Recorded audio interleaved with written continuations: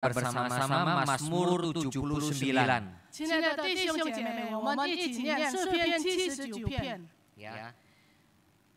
Ayat pertama sampai yang ketiga bahasa Mandarin. 1到3节用中文来念。亚萨的诗，神啊，外邦人进入你的展业，污秽你的圣殿，使耶路撒冷变成荒堆，把你仆人的尸首交以天空的飞鸟为食，把你圣民的肉交以地上的野兽，在耶路撒冷周围流他们的血如水，无人障买。 Ya.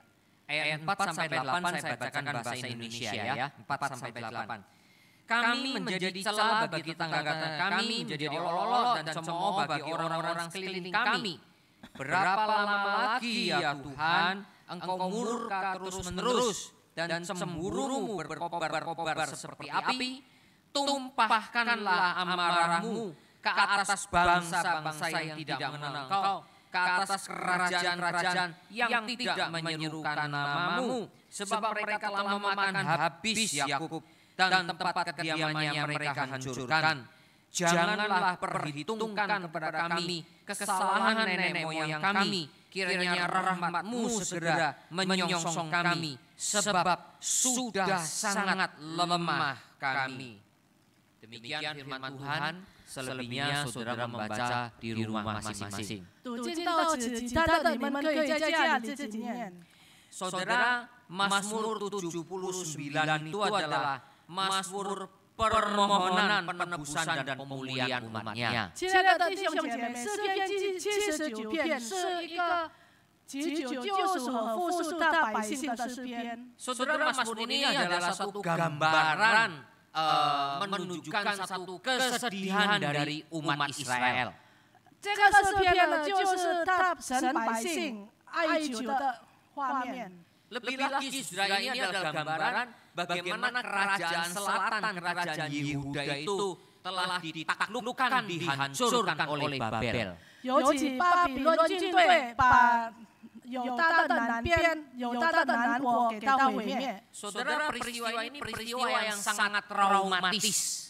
是一种惨痛的经历。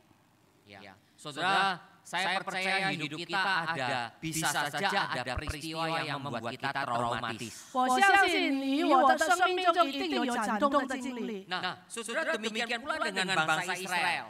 以色列民也是如此。 Karena itu, saudara, 因此呢， keruntuhan kerajaan Israel oleh Babel ini sampai dicatat 4 kali dalam Alkitab.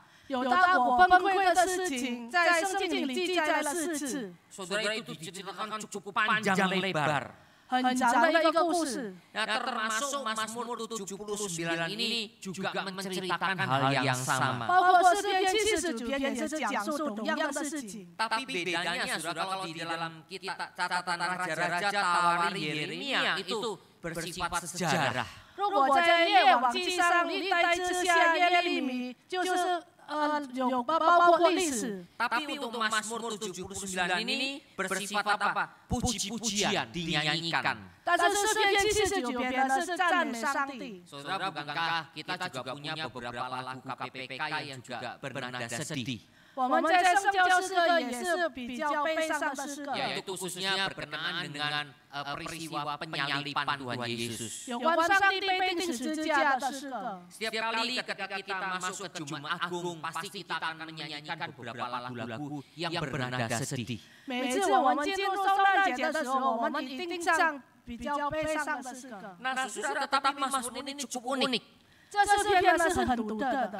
Tujuannya sebetulnya adalah mengingatkan bangsa Israel lewat puji-pujian. 目标呢让以色列民紧接着唱诗记得， Supaya mereka mudah untuk ingat. 让他们容易记住。 Ingat, saudara, orang Yahudi itu tidak semuanya bisa membaca.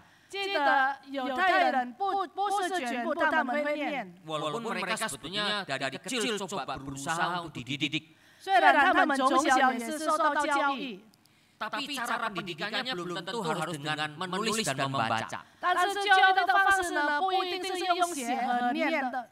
Tapi di zaman dulu kebanyakan lewat apa? Mulut lewat mulut diajarkan terus-menerus. 古代的时候呢，是用口译着传下来的。 Sehingga di situlah sudah mereka belajar lewat puji-pujian. 所以呢，在这里他们就是借着诗歌来学习。 Supaya dari puji-pujian itu bangsa Israel mengingat sejarah bangsanya. 借着诗歌呢，以色列民记得他民族的历史。 Ingat pepatah yang sangat terkenal. 记得俗语说， Bangsa yang besar adalah bangsa yang mengingat dan menghargai sejarahnya. 一个伟大的民族是一个记得和尊重历史的民族。 Dengan belajar sejarah maka kita betul-betul belajar apa yang kita harus hidupi di masa datang. 学习历史呢，我们就知道未来要怎么样。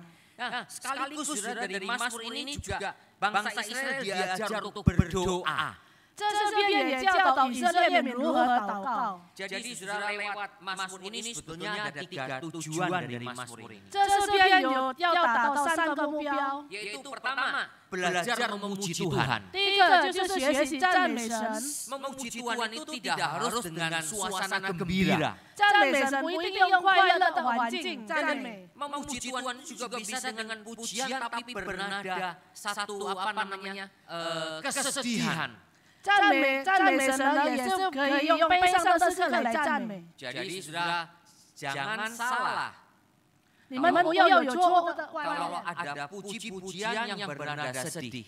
如果有赞美是用悲伤的歌曲， Jadi saudara, karena Alkitab sendiri telah mengajar kepada 因 kita. 为圣经里已经教导了我们 Dan。sejarah gereja, puji-pujian kita juga banyak sekali lagu-lagu yang bersifat sedih. 教会的历史呢，在赞美诗的时候也是有悲伤的诗歌。 Yang kedua, belajar sejarah umat Tuhan. 第二就是学习神百姓的历史。 Dan ketiga, belajar berdoa dengan konsep yang tepat dan benar. 第三呢，以正确的祷告观念。 Jadi saudara, lewat Mazmur, lewat firman Tuhan ini sebetulnya kita pun orang Kristen juga harus belajar ketiga hal ini. 接着这诗篇呢，我们圣为基督徒也是要学习这3个目标。 Kita belajar memuji Tuhan. 我们要学习赞美神， Kita belajar bagaimana sejarah keselamatan dari Tuhan. 我们学习神救恩的历史， Dan kita belajar berdoa dengan tepat dan benar.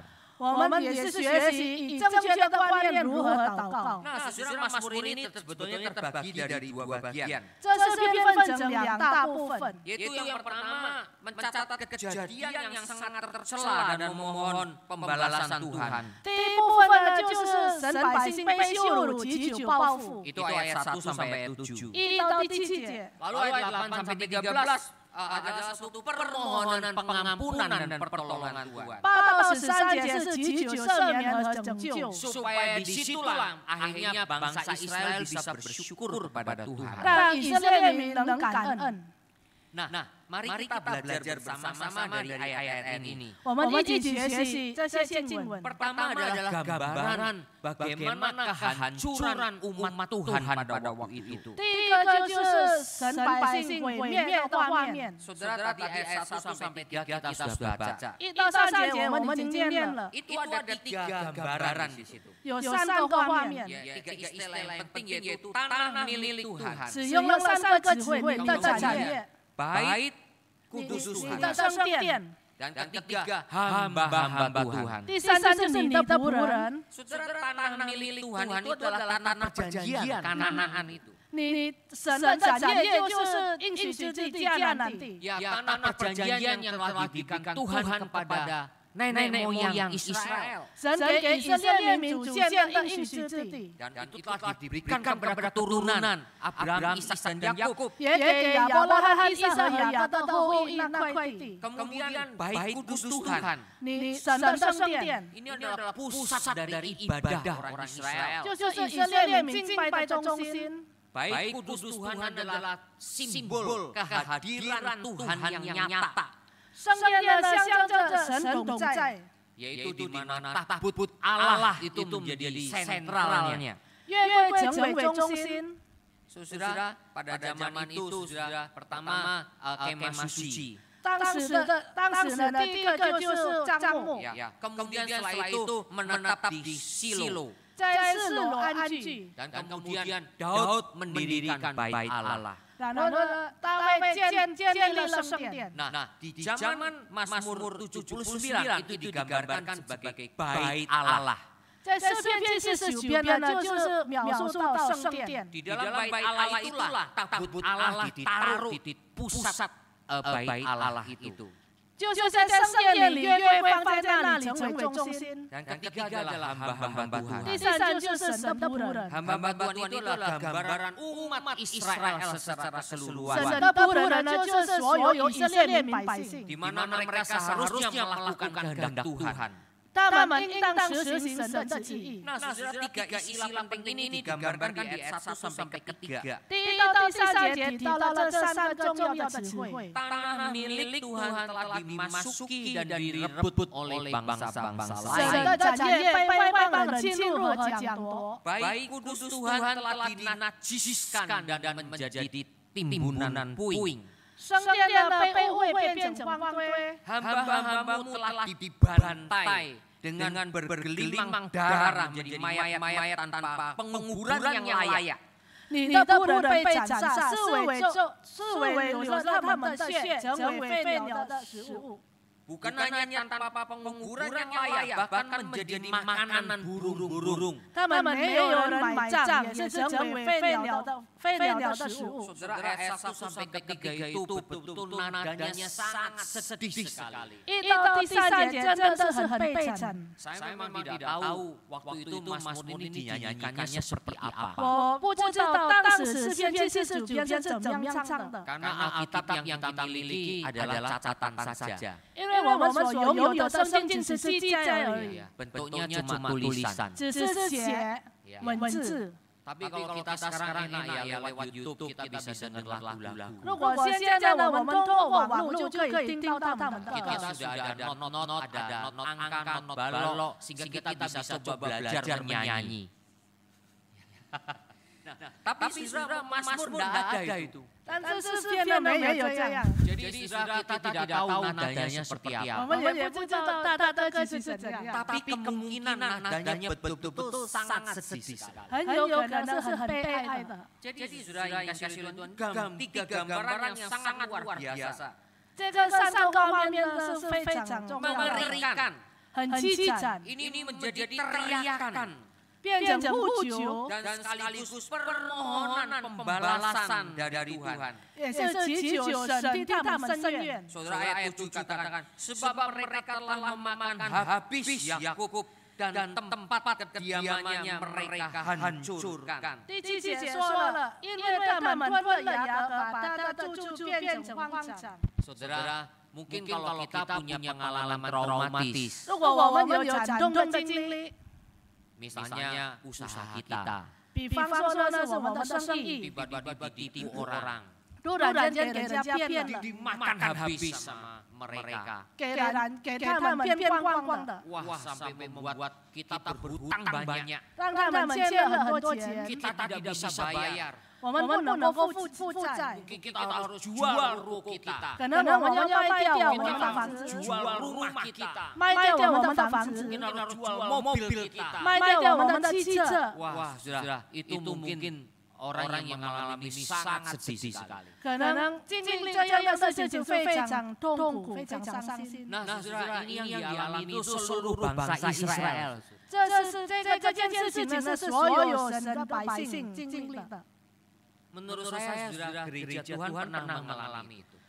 按照我知道呢，教会也是如此。 Saudara ingat gereja Tuhan di Asia Kecil, di sekarang namanya negara Turki. 你们记得呢？教会在土耳其， Nah, itu yang 7 gereja yang dicatat di kitab Wahyu. 就是有在启示录写的7个教会。 Itu semua 7 gereja itu ada di Asia Kecil. 7个教会呢全部在小亚洲。 Dulu mereka berjaya. 以前他们很丰盛， Tapi gereja itu semua sudah lenyap dari atas muka bumi. 现在呢全部都被毁灭。 Kalau masih ada gedung gereja di sana, 如果还是有教会的大楼， itu pun cuma hanya reruntuhan. 只是荒堆而已。 Kalau masih ada satu gereja yang besar, Hagia Sophia. 还有一个很大的教会，哈基亚索菲亚， Itu peninggalan Konstantinopel. 就是昆山诺贝尔留下来的。 Tapi itu sudah bukan menjadi gereja. 现在不是教会了， Sudah menjadi penyembahan dari umat yang lain. 成为其他百姓、其他宗教的敬拜中心。 Jadi saudara, dari sini saudara saya harus terus belajar. 从这里你我要一直学习。 Saudara ini bukan apa-apa ya. 这个不是什么， Saudara, termasuk gereja kita itu bisa menjadi apa? Tinggal sejarah. 包括我们的教会也能成为历史， Gereja kita bisa saja bisa jadi tinggal sejarah. 我们的教会也能变成历史。 Saudara, karena itulah pemasmur ini memohon kepada Tuhan. 因此呢，世人向神祈求， Memohon juga Tuhan membalas tindakan bangsa-bangsa lain itu. 祈求神替他们伸冤。 Nah, tapi dari sini kita belajar juga satu hal. 从这里我们也学习一件事情， Apakah emosi supaya itu adalah emosi supaya Tuhan balas dendam? 是有报仇的情感吗？让神替我们报仇。 Apakah Mazmur ini mengajar kita untuk balas dendam? 这诗篇是否教导我们报仇呢？ Kita mempunyai peristiwa traumatis. 我们曾经有经历过惨痛 Kita 的， sangat sakit hati. 我们很伤恨。 Lalu kita berdoa kepada Tuhan. 当我们祷告的时候， Kita mohon supaya Tuhan balas kepada orang-orang yang telah menyakiti kita. 我们祈求上帝让上帝替我们报复伤害我们的人。 Sehingga emosi kita itu bersifat balas dendam. 我们的情感呢，就是报仇的情感。 Nah, saudara, kalau saudara melihat ayat 8 dan 9, 如果我们看第8和第9节， ternyata tidak ada unsur emosi balas dendam. 没有报仇的动机。 Ayat 8. Janganlah perhitungkan kepada kami kesalahan nenek moyang kami, kiranya rahmat-Mu segera menyongsong kami, sebab sudah sangat lemah kami. Tolonglah kami ya Allah penyelamat kami, demi kemuliaan nama-Mu, lepaskanlah kami, dan ampunilah dosa kami oleh karena nama-Mu. 求你不要纪念我们先祖的罪孽，向我们追讨，愿你的慈悲快引着我们，因为我们落到极卑微的地步。 拯救我们的神啊，求你因你的名的荣耀帮助我们，为你名的缘故搭救我们，赦免我们的罪。 Jadi saudara, dari sini kita lihat tidak ada motivasi balas dendam. 在这里我们看到完全没有报仇的动机， Tapi umat Israel lewat Mazmur ini menyadari dosa kesalahannya sendiri. 但是以色列民呢，借着这诗篇，他们知道自己的罪恶。 Sekali lagi saudara, kita semua orang berdosa. 在这呢，我们都是罪人。 Saudara, tidak ada yang kita ini sempurna, tidak ada. 在我们当中没有一个完全的人， Kita pasti ada dosa kesalahan. 一定有犯罪。 Jadi kalau kita punya masalah, 如果我们遇到问题， yaitu masalah dengan orang lain, 与别人的问题， tidak sepenuhnya kesalahan orang lain. 不是全部是对方的错误， Kemungkinan juga ada kesalahan kita. 有可能我们也是有错误。 Jadi dari situlah saudara Mazmur ini mau mengajar kita. 从这里这诗篇教导我们， Kita memohon belas kasihan Tuhan. 我们祈求神的怜悯， Memohon pengampunan atas dosa kesalahan yang kita perbuat. 因为我们的罪恶祈求赦免。 Dasarnya apa? 以什么为根据呢？ Rahmat anugerah Tuhan. 是上帝的恩典， Nah, inilah yang menjadi dasar. 这成为我们的基础。 Jadi kalau kita minta pengampunan Tuhan, dasarnya rahmat pengampunan Tuhan. 如果我们向上帝祈求赦免，就是要按照上帝的恩典， Bukan karena apa? Tuhan, aku kan lebih baik dari mereka. 不是自己自以为是我比别人好。 Ingat saudara, Tuhan pernah katakan kepada bangsa Israel. 记得神曾经对以色列民说过： Hai umat Israel, 以色列民啊， aku berikan tanah Kanaan ini. 我给你迦南地， Bukan karena kamu lebih baik dari bangsa-bangsa yang tinggal di Kanaan. 不是因为你比住在迦南地的外邦人好， Tapi karena bangsa-bangsa Kanaan itu sudah begitu jahat di mata Tuhan. 但是因为在迦南地的万民已在神眼中看为恶， Dan karena Tuhan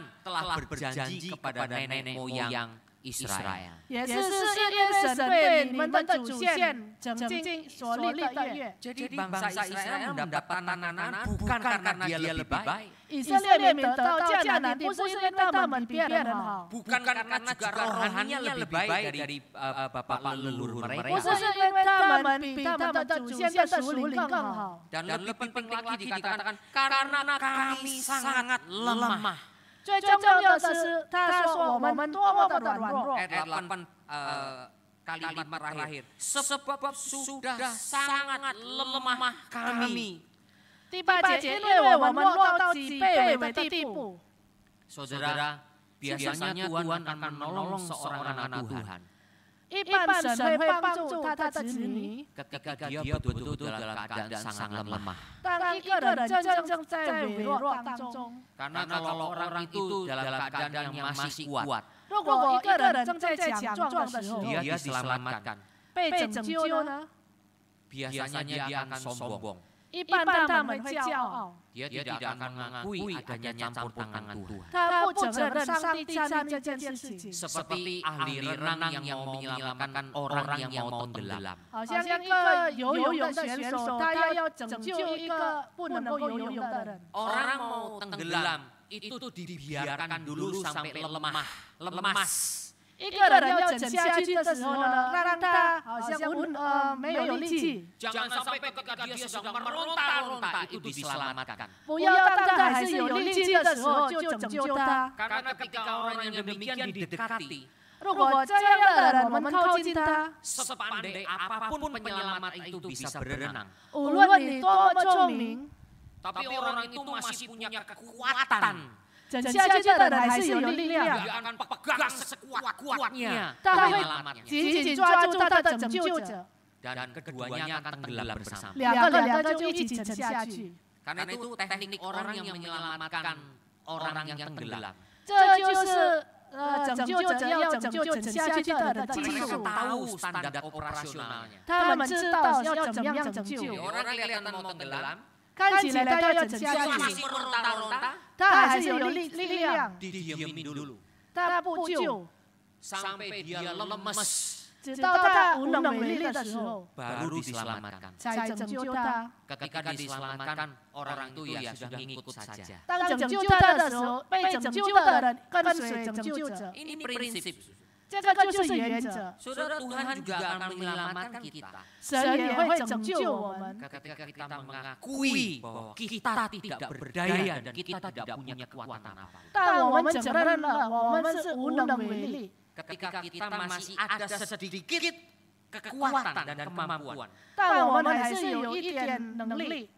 saudara, kita tidak akan sepenuhnya mengakui 100% anugerah Tuhan. 我们不可能完全承认都是上帝的恩典， Oh, saya masih ada sedikit jasanya. 我还是有一点功劳。 Maka itu semua tidak berlaku di hadapan Tuhan. 全部在神面前是没有效果的。 Saudara yang dikasihi oleh Tuhan, 亲爱的弟兄姐 karena 妹， itulah setelah menyadari demikian, 当醒悟了这件事情以后， baru pemasmur mengatakan, Tuhan jangan sampai bangsa lain mengolok-olok kami. 世人才说：“神啊，不要让外邦人嘲笑我们， Jangan sampai mereka mengatakan di mana Allah mereka. 不要容他们说你们的神在哪里呢？ Balaskanlah Tuhan, pulihkanlah kami. 你替我们报复，完全复述我们。 Ini sampai disebutkan 7 kali dalam Mazmur ini. 在这诗篇提到了7次， 7 itu angka penciptaan.